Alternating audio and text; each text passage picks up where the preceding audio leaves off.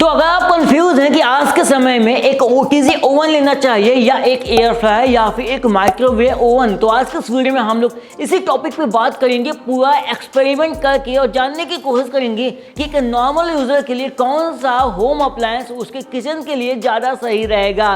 तो हे दोस्तों, आप लोग V4 वीडियो, तो मैंने इसी वीडियो का एक पार्ट 1 बनाया है जिसमें सबसे पहले मैंने कुछ कॉन्सेप्ट पे बात करी है इसी टॉपिक को लेके, तो पहले वो पार्ट देखें। और ये वीडियो उसी वीडियो का पार्ट 2 है जहां पे हम लोग सब कुछ एक्सपेरिमेंट करके देखने वाले हैं ताकि थोड़ा बहुत और आइडिया मिल सके हमें इस टॉपिक को लेके। वैसे तीनों मशीनों में अपनी अपनी कुछ खूबियां हैं जिसमें वो स्पेशलिस्ट हैं, लेकिन हमें मशीन वो चूज करना है जो हमारे सबसे ज्यादा काम आए। तो यहाँ पे सबसे पहले हम लोग जो एक्सपेरिमेंट करने वाले हैं वो करने वाले हैं रीहीटिंग का, यानी कि खाना गर्म करने का। देखते हैं किस मामले में कौन सी मशीन खाना गर्म करने में सबसे बेहतर होगी।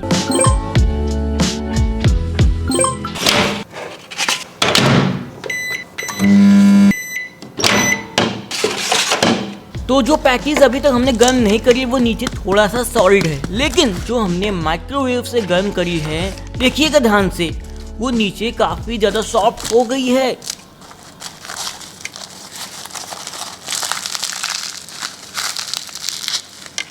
और इसकी क्रिस्पीनेस भी काफी कम हो गई है।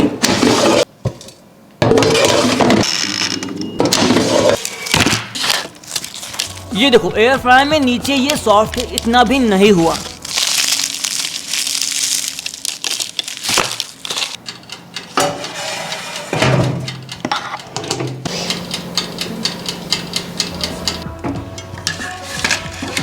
और ये ओवन में हीट किया गया पैटीज देखिएगा ध्यान से, ये नीचे से सॉफ्ट नहीं हुआ। अच्छा है।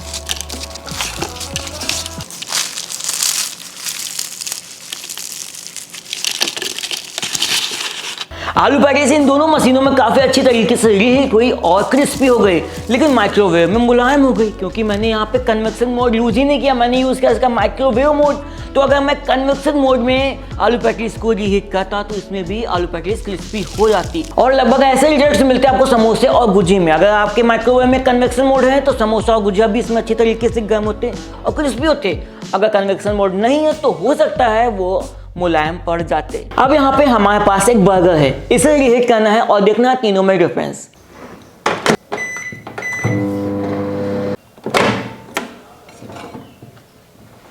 बर्गर माइक्रोवेव करने पर अच्छी तरीके से गर्म हुआ, बाहर भी सॉफ्ट है, टिक्की भी अंदर से पूरी तरीके से गर्म है। और अब इसे एयर फ्रायर में गर्म करेंगे। तो बर्गर तो एयर फ्रायर में गर्म हो गया, लेकिन ये देखो, ये रस जैसे टोस्ट हो गया है, यानी कि क्रंची हो गया है। यानी इस कंडीशन में माइक्रोवेव ने ज्यादा अच्छा परफॉर्म किया और ओवन में भी बर्गर सूख के बिस्किट बन जाता। यहाँ पे हमारे पास दाल, चावल और सब्जी है। हम लोग इन दोनों में अगर चावल और सब्जी को गर्म करने की कोशिश करते हैं तो ये सूख जाएंगी या अकड़ जाएंगी, जबकि माइक्रोवेव में हम लोग आराम से माइक्रोवेव से बाउल या फिर कांच का इस्तेमाल करके सिंपली बाउल को माइक्रोवेव में रखना है और गर्म करके तुरंत निकाल लेना है, और चाहे तो उसी में खा सकते हैं। यानी कि इन सारी चीजों को माइक्रोवेव में रीहीट करना काफी ज्यादा कन्वीनियंट और इजी है और टाइम सेविंग भी है। यहाँ पे नमकीन सेवइयां हैं हमारे पास और इसे रीहीट करने के 3 ऑप्शन। अगर मैं ओवन की तरफ गया तो क्या दिक्कतें आएंगी? पहली बात तो ये बाउल इसके अंदर जाएगा नहीं, हमें प्लेट में रखना होगा और ये भी हो सकता है ये सेवइयां सूख जाएं और गर्म होने में टाइम भी लगे। यहाँ पे अगला ऑप्शन है एयर फ्राई। इसमें डेफिनेटली ये सेवइयां सूख जाएंगी क्योंकि गर्म हवा सर्कुलेट होती है, और बाउल में रखेंगे तो हो सकता है नीचे गर्म भी ना हो। तो सबसे बेस्ट ऑप्शन है माइक्रोवेव ओवन। 2 मिनट का टाइम सेट किया और स्टार्ट कर दिया और ये गर्म होना स्टार्ट, और मात्र 2 मिनटों में ये बहुत अच्छी तरीके से गर्म हो गई हैं। अब यहाँ पे हमारे पास फ्रेंच फ्राइज हैं, इसे बेक भी कर सकते हैं और इसे फ्राई भी कर सकते हैं, यानी कि इसे लगभग तीनों मशीनों में बना सकते हैं। तो बिल्कुल जैसा लिखा है वैसे ही रेसिपी को फॉलो करते हुए सबसे पहले इसे ओवन में बनाते हैं, अब इसे बनाते हैं एयर फ्रायर में, और अब इसे बनाते हैं माइक्रोवेव ओवन के कन्वेक्शन मोड का यूज करते हुए। तो यहाँ पे तीनों मशीनों का यूज करते हुए हमने फ्रेंच फ्राइज बनाया जो कि दूर से देखने में लगभग सेम लग रहे हैं, लेकिन पास से देखने में बहुत अंतर है। जो एयर फ्रायर से बने फ्रेंच फ्राइज हैं वो इवनली कुक हैं, जो इस वाले ओवन से बने फ्रेंच फ्राइज हैं वो कहीं ना कहीं हल्के ज़्यादा ब्राउन और कहीं पे लाइट ब्राउन है, यानी कि हमें 20-20 में इन्हें हिलाना पड़ेगा। वैसे जो हमने माइक्रोवेव ओवन के कन्वेक्शन मोड का यूज़ करके फ्रेंच फ्राइज बनाए वो ऊपर से ज़्यादा ब्राउन है, यानी कि हमें 20 प्रोसेस में हल्का सा मिलाना होगा। अगर आपके माइक्रोवेव ओवन में कन्वेक्शन मोड नहीं है तो आप फ्रेंच फ्राइज नहीं बना पाएंगे। आप चेक करके देखते हैं। सबसे पहले इस वाले ओवन के बने फ्रेंच फ्राइज ऐसा लग रहा है कि रबड़ है, एकदम अजीब से, बिल्कुल भी क्रिस्पी नहीं है और बिल्कुल भी सॉफ्ट नहीं है अंदर से। अब एयर फ्रायर के बने फ्रेंच फ्राइज जो बाहर से क्रिस्पी और अंदर से सॉफ्ट है। अब माइक्रोवेव ओवन के कन्वेक्शन मोड में बने फ्रेंच फ्राइज टेस्ट करके देखते हैं।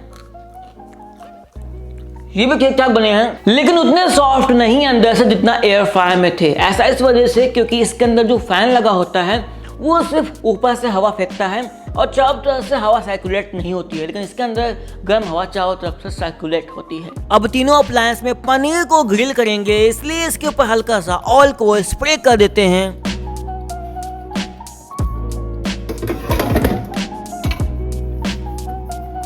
तीनों अप्लायंस में पनीर को जब हमने ग्रिल किया तो सबसे अच्छा पनीर ग्रिल हुआ एयर फ्रायर में, क्योंकि इसमें जो हमने पनीर ग्रिल किया वो ऊपर और नीचे से एक समान ग्रिल हुआ। और जब इसका हम खा के देखते हैं तो बाहर से क्रिस्पी और अंदर से सॉफ्ट है। और जब हमने इस ओवन से ग्रिल किया तो इसमें कमी ये हुई कि एक तरफ थोड़ा ज़्यादा ग्रिल हुआ और एक तरफ थोड़ा कम हुआ, लेकिन हो गया। और इसका भी पनीर ठीक है, लेकिन जब हमने माइक्रोवेव ओवन के कन्वेक्शन फीचर का यूज करके पनीर को ग्रिल किया खा लूं तो ये टाइम भी ज़्यादा ले रहा था और पनीर सिर्फ ऊपर की तरफ ग्रिल हुआ, नीचे की तरफ हुआ ही नहीं। ऐसा इस वजह से क्योंकि आप सबको पता है कि इस वाले ओवन में सिर्फ ऊपर की तरफ फैन लगा होता है और ठीक से कन्वेक्शन नहीं हो पाता है जितना अच्छा एयर फ्रायर में कन्वेक्शन होता है। तो आप देख रहे हैं ना ये 5000 रुपए का डिवाइस कितना अच्छा परफॉर्म कर रहा है ग्रिल के काम के लिए। अब समय है पिज्जा बेक करने का तीनों अप्लायंस में।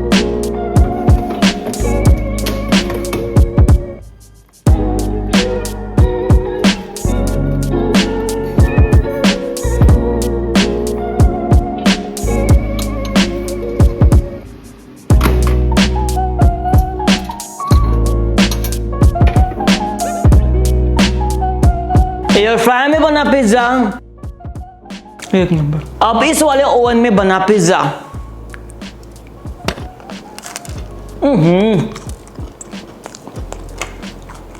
इसका बेस एकदम टोस्ट बन गया, इतना कड़क हो गया है। मुझे इसका रीजन ये लग रहा है कि इसमें कंट्रोल्स की कमी है। हम लोग इसकी हीटिंग रॉड्स को कंट्रोल नहीं कर सकते, जिस वजह से नीचे वाली हीटिंग रॉड ने इसके बेस को ज्यादा ही पका दिया। तो मुझे लगता है इस सस्ते वाले ओवन में तो पिज्जा अच्छा नहीं बनेगा, लेकिन जो इसका अपर वेरिएंट आता है 6-7 हजार रुपए वाला जिसमें फैन होता है, कंट्रोल्स होते हैं, उसमें पिज्जा ज्यादा अच्छा बनेगा। अभी तक तो एयर फ्रायर में बना पिज्जा ज्यादा अच्छा था। एक स्पेशल टिप, मैंने गो का चीज यूज किया है, अमूल का यूज किया है और ब्रिटानिया का यूज किया है, लेकिन जब मैंने ब्रिटानिया का यूज किया उस समय पिज्जा सबसे अच्छा बना। माइक्रोवेव ओवन में बेक किया हुआ पिज्जा ठीक है, लेकिन एयर फ्रायर में ज्यादा अच्छा बना, क्योंकि माइक्रोवेव में ऊपर से तो पक गया लेकिन नीचे से इसका बेस कच्चा रह गया। वो तो हमारे माइक्रोवेव में कन्वेक्शन मोड था तो पिज्जा बन भी गया, अगर कन्वेक्शन मोड ना होता तो पिज्जा भी ना बनता, यानी कि आपका माइक्रोवेव रखा का रखा रह जाता। और अगर बात करें बिस्किट बेक करने की तो बिस्किट ओवन में अच्छे से बेक होंगे, एयर फ्रायर में भी हो जाएंगे, लेकिन माइक्रोवेव ओवन बिस्किट बेक करने के लिए मुझे नहीं लगता सही होगा। आप लोग भी अपना ओपिनियन कमेंट में बताओ। तो इस तरीके से आपने देखा तीनों अप्लायंस में अपनी अपनी खूबियां हैं। ये बेकिंग के लिए अच्छा है, ये रीहीटिंग के लिए अच्छा है और ये वर्सेटाइल अप्लायंस है। मेरे घर में सबसे ज़्यादा यही यूज़ होता है क्योंकि मम्मी इसमें आराम से मूंगफली के दाने, ड्राई फ्रूट्स रोस्ट किया करती हैं और मैं इसमें bread pizza, small size pizza आराम से बनाया करता हूँ। अगर मैं एक लाइन में समराइज़ करूँ, तीनों अप्लायंस होने के बाद भी हमारे घर में सबसे ज़्यादा यूज़ होने वाला अप्लायंस ये एयर फ्रायर है।